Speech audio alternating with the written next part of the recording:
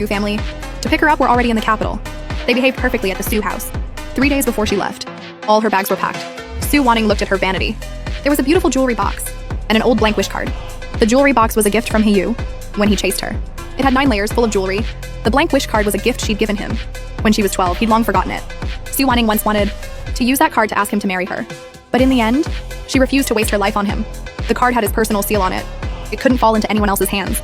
Su Wanning packed both items carefully. She called u8e's assistant, u8e, and sent him her address. u8e wouldn't even get out of the car. He opened the trunk. "This is valuable. Please give it to him personally." u8e was polite but clearly annoyed. "Miss Su, I'm telling you for your own good. Stop wasting your time, Mr. He is getting engaged soon. Go your separate ways," u8e thought. Su Wanning was begging to get back together. She tried to explain, but he didn't care. Su Wanning tossed the box into the trunk, then left quietly with the Gu family's people. She slipped out of the capital.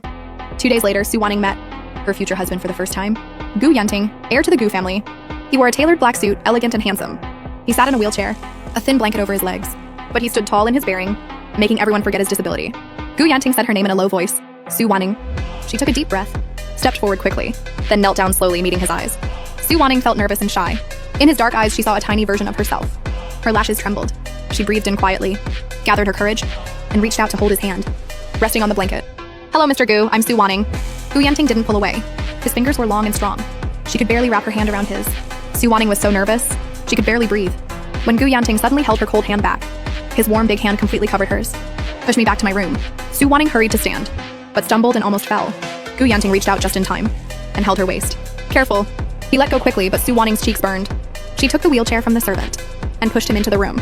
The door closed, warm lights turning on. Gu u8e looked at her, then pointed at his legs. The corner of his mouth lifted a little. It might have just been Su Wanning's imagination. "My legs don't work well, Wanning. I'll need you to help me tonight." Su Wanning hung her head, too shy to look at him.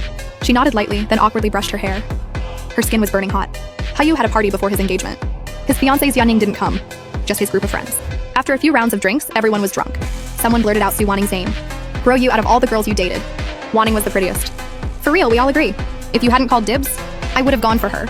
Your turn, get in line." They kept talking nonsense. u8e set down his glass at some point, leaning back on the sofa, staring at them. The room went quiet. "Bro, you, we're just messing around.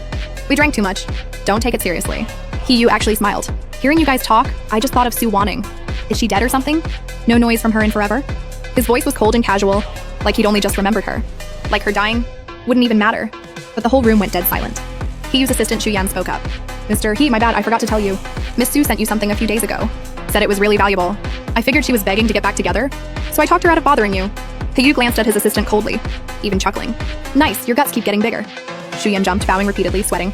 "When did you get to call the shots on my things? You think I'm a joke to you?" Twirling the ring on his finger. "Call her. Tell her to be here in 30 minutes. u8e froze. u8e turned to look at the dark night. "If she doesn't show, I'm really marrying Xianning tomorrow." When u8e called, Su Wanning had just stood up from Gu u8e's lap, her face red. She took her phone to the window and answered. She was breathing a little fast. "Assistant Shu, what is it?" u8e sounded urgent. "Miss Su, mister. He said you need to get to the old spot in 30 minutes. Or he's really marrying Miss Xia tomorrow." Su Wanning lowered her head and laughed softly. The night was quiet. Gu u8e must have heard. He set his glass on the nightstand, loud enough for u8e to hear over the phone. "Miss Su, it's late. You with someone else?" "Assistant Shu, that's my private business. It's none of yours. Me and you are done. We have nothing left. Who he marries doesn't concern me." u8e panicked right away. "Miss Su, don't be stubborn. You'll regret it. Tomorrow's their engagement party. Tonight's your last chance to fix things. I don't want a chance. Also, did you give you the thing I gave you?" u8e went silent. Xianning had taken the box a few days before, and he hadn't stopped her. Su Wanning warned him again. "Assistant Shu, I'm saying this once. Give it to you personally right now." u8e spoke much more politely now. "Miss Su, it's better if you give it to him yourself." "Assistant Shu, I told you, we broke up. I'm never seeing him again." She paused, letting out a long breath. "After you give him the box, I'm deleting your number. Don't contact me again." She hung up and walked back to the bed. Gu u8e took her phone and tossed it onto the sofa. He put his arm around her waist. Su Wanning tried to pull away, but he held her tighter. "Wanning, do you know how rude it is to take a random phone call mid-kiss?" Su Wanning had stayed by Gu u8e's side for days. He told her they'd have a real wedding, become real husband and wife. They should get used to being close. So every night before bed, they hugged, kissed, and said goodnight. Life here was good to Su Wanning. Gu u8e treated her well. Everyone around them supported them, and their love grew fast. He promised her once they married, her stepfamily couldn't control her anymore. Her siblings would be free. Su Wanning couldn't wait for that day. "You give me a peach, I give you a jade in return." Gu u8e was good to her. She already saw him as her husband. Thinking of that, Su Wanning lifted her arms and wrapped them around his neck. She leaned up and kissed him. "Mr. Gu, is this enough to make up for it?" "Just one kiss." Shy, Su Wanning kissed his cheek again. "Still not enough?"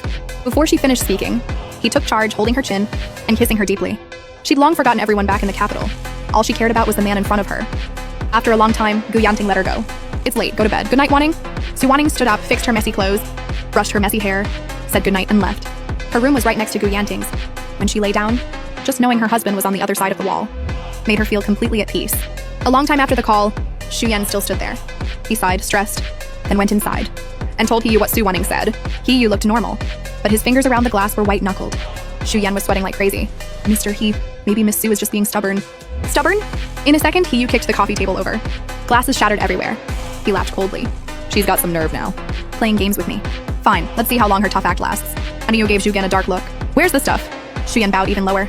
Miss Sia saw it and took it, threw it away. I didn't stop her, because she's gonna be your fiancé. He-Yu stared at him, voice icy. Shu-Yan, you're something else. Shu-Yan almost fell to his knees. Mr. Hey, I'm sorry, I won't do it again. He-Yu looked at him, face unchanged. Get out. He hated when people made decisions for him. Shu-Yan was getting way out of line.